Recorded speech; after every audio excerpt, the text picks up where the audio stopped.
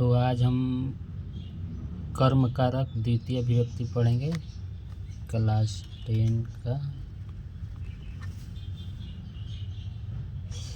तो इसका पहला नियम पढ़ेंगे कर्म कारक द्वितीय विभक्ति का।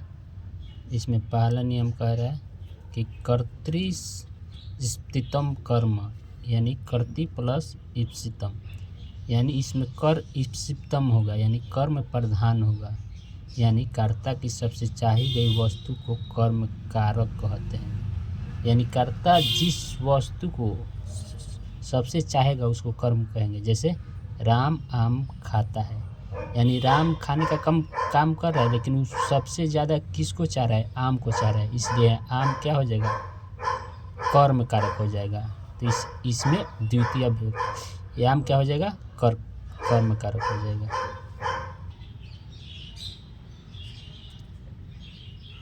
जैसे राम आम खाता है, राम आम खाती।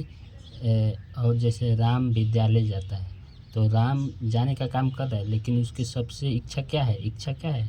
विद्यालय जाना, इसलिए विद्यालय क्या हो जाएगा? कर्म कारक हो जाएगा। यानी जिसमें कर्ता का सबसे चाही गई वस्तु को कर्म कारक कहेंगे। तो काम करेगा लेकिन क्या चाह के काम करेगा उसको हम कर्म कारक कहेंगे। राम फल खाता है, जैसे राम फल खाता है, खाने का काम करेगा लेकिन फल उसकी इच्छा है, इसलिए फल को हम कर्म कारक कहेंगे। और दूसरा नियम यह कह रहा है कि जब कर्म कारक हो जाएगा तो उसमें द्वितीय विभक्ति लग जाएगा, यानी कर्मणि द्वितीया, कर्म कारक में द्वितीय विभक्ति लगती है। जैसे राम आमरम खा देते, जैसे राम आम खाता है तो राम कर्ता हो गया और आम जो है इसमें द्वितीय विभक्ति लगेगा तो आमरम हो जाएगा। और उस खादती, जैसे वह पुस्तक पढ़ता है तो पुस्तक इसमें कर्म कारक हो जाएगा, तो कर्म में द्वितीय विभक्ति लग जाएगा, तो द्वितीय विभक्ति में पुस्तक का पुस्तकम हो जाएगा। तो सह पुस्तकम पठती, वह पुस्तक पढ़ता है। यहाँ राम आम खाता है, तो पहला नियम कह रहा है कि कर्ता का सबसे चाही गई वस्तु कर्म कारक होगा, और दूसरा नियम कह रहा है कि कर्म कारक में द्वितीय विभक्ति लगता है। तीसरा इम्पोर्टेंट है, इसको हम अच्छा से समझेंगे। इसमें कह रहा है कि ये सूत्र का नाम है, इसमें कह रहा है कि प्रति का अर्थ होता है ओर या तरफ, अनु का अर्थ होता है पीछे। जैसे यहाँ मैं लिखा हूँ प्रति प्लस अनु प्लस धिक प्लस निकषा प्लस अंतरा प्लस अंतरेण या यावत। इसमें यानी प्रति का अर्थ होगा ओर, अनु का अर्थ होगा पीछे, धिक का अर्थ होगा धिक्कार, निकषा का अर्थ होगा नज़दीक या समीप या निकट, अंतरा का अर्थ होगा बीच में, अंतरेण का अर्थ होगा बिना, और यावत का अर्थ होगा तक। इन अवयव पद ये सब क्या है? ये प्रति, अनु, धिक, निकषा, अंतरा, अंतरेण, यावत, ये सब अवयव है।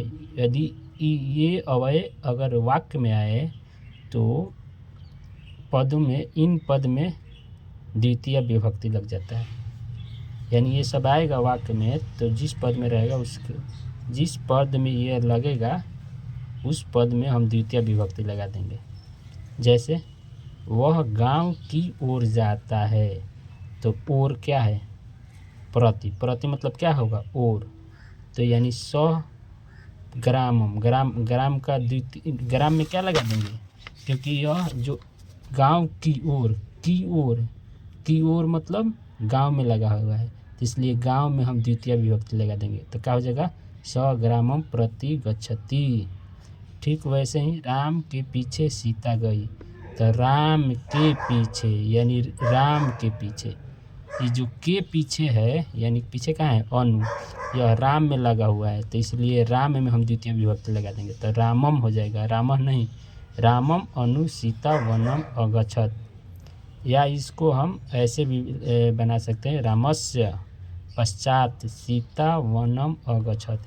लेकिन अनु लगाएंगे ना, अनु जब लगाएंगे तो राम को हम राम में द्वितीय विभक्ति लगाना ही पड़ेगा।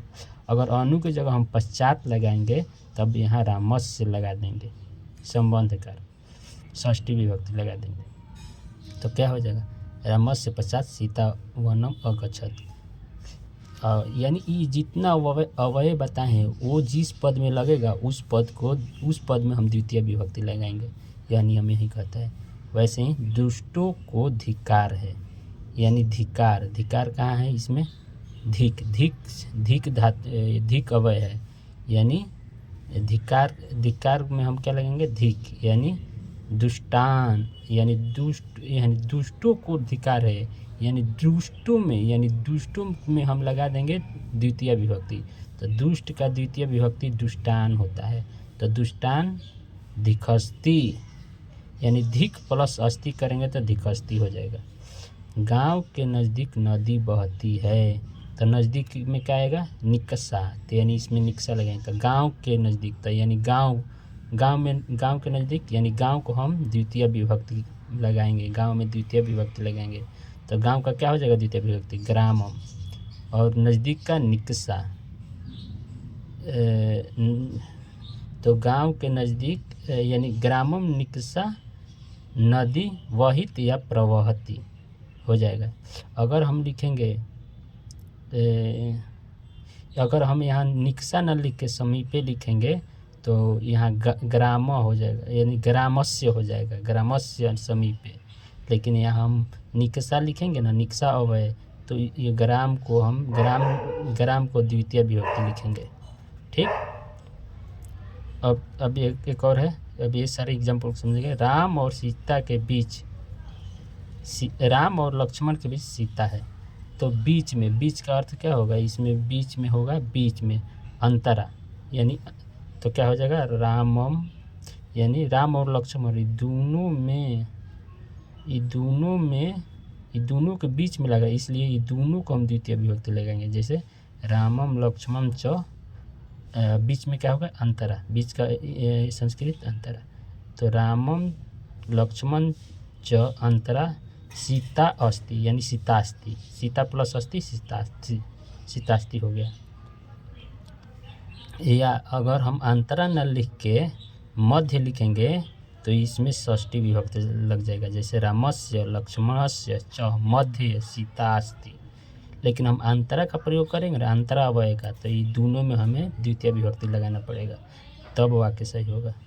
ठीक, वैसे ही राम के बिना अयोध्या सुनसान है, तो बिना का अर्थ इसमें क्या है, बिना का क्या होगा, अवय, बिना मतलब अंतरेण मतलब बिना होगा, तो क्या होगा, रामम, यानी राम के बिना, तो राम में द्वितीय विभक्ति लग जाएगा, तो रामम अंतरेण अयोध्या शून्य अस्ति।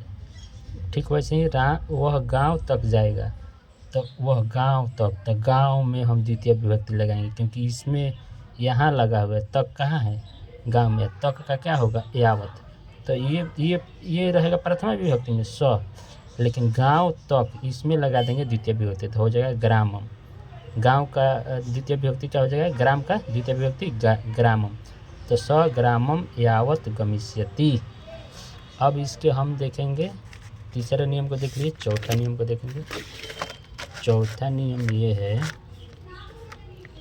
कि अभित परित सर्वत्र उभयत योणे द्वितीय, यानी अभित का अर्थ होता है चारों ओर, परित का अर्थ होता है, परित का अर्थ भी होता है चारों ओर, और सर्वत्र का अर्थ होता है सब ओर, उभयतः का अर्थ होता है दोनों ओर। यदि इन अवयव पदों में प्रयोग होने पर, यदि इन अवयव का पदों में प्रयोग होने पर इनसे संबंधित शब्द में द्वितीय विभक्ति लग जाएगा।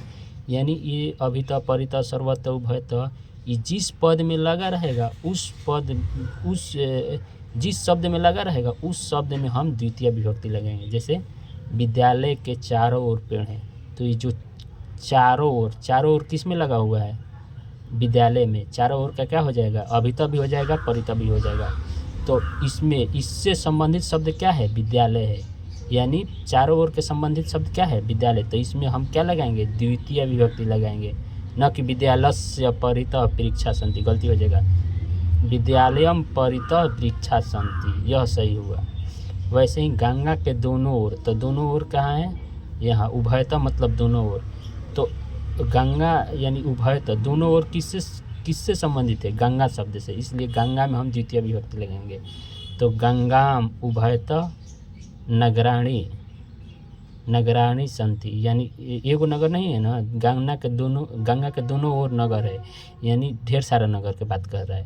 तो इसलिए नगर का बहुवचन हो जाएगा नगराणि, और ढेर सारे बहुवचन में हम लगाएंगे संति। वैसे ही सड़क के दोनों ओर पेड़ हैं, तो दोनों ओर उभय तो हो जाएगा, तो सड़क का हो जाएगा राजमार्ग। लेकिन ये दोनों ओर किससे संबंधित है? सड़क से। तो राजमार्ग का राजमार्ग में द्वितीय विभक्ति लगाएंगे तो राजमार्गम हो जाएगा। तो राजमार्गम उभयतः, दोनों ओर पेड़ है, यानी ढेर सारा पेड़ की बात कर रहा है, इसलिए वृक्ष का बहुवचन वृक्षा लिख देंगे, उसके बाद संति। तो राजमार्गम उभयतः वृक्षा संति, यानी इस नियम में कह रहा है कि अगर चारों ओर रहे, दोनों ओर रहे कोई भी वाक्य में, तो अगर हम इन सब का प्रयोग करेंगे अभी तक परितः का, तो उससे जो संबंधित रहेगा वो द्वितीय विभक्ति उसमें लगाएंगे। ठीक, जैसे नदी के किनारे दोनों ओर पेड़ है, सड़क के किनारे दोनों ओर घर है, तो ये ऐसे वाक्यों में हम उससे संबंधित, जैसे सड़क में द्वितीय विभक्ति लगा देंगे, नदी में भी द्वितीय विभक्ति लगा देंगे। इस तरह हम अनुवाद या वाक्य बनाएंगे। पांचवा क्या कह रहा है?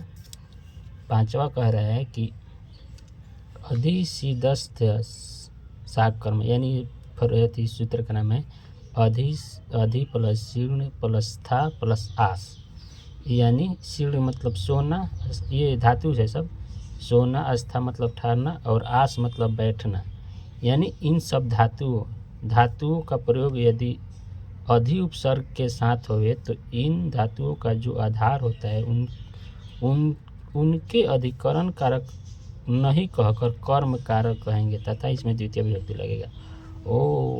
यानी कह रहा है कि अगर हम इन सब का प्रयोग करेंगे, जैसे स्था का, इन सब धातु का प्रयोग करेंगे, और इन धातु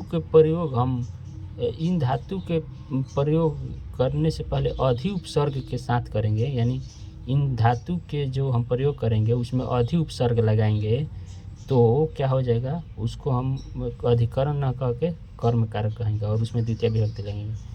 जैसे यहाँ वह चटाई पर सोता है, तो हम यहाँ अधिकरण में पर, तो हम अधिकरण का प्रयोग नहीं करेंगे, क्योंकि सोना का क्या होता है, सोना मतलब स्लीपिंग, यानी तो उसमें हम सीड, यानी इसके पहले हम अधि लगाएंगे ना, तो ये चटाई पर जो होगा ना, चटाई में हम अधिकरण कारक नहीं लगाएंगे, बल्कि इसमें सप्तमी विभक्ति नहीं लगाएंगे, इसको हम कर्म कारक कहेंगे और इसके हम द्वितीय विभक्ति लगाएंगे। तो क्या हो जाएगा, सह कप्म अधिष्यते, क्या हो जाएगा, सह कप्म अधिष्यते। जैसे सीता घर में ठहरती है, तो ठहरना का क्या होगा, अस्था। तो इसमें तो अगर हम इसके पहले अधि उपसर्ग लगाएंगे तो घर में हम द्वितीय विभक्ति लगाएंगे। तो यहाँ सीता गृहे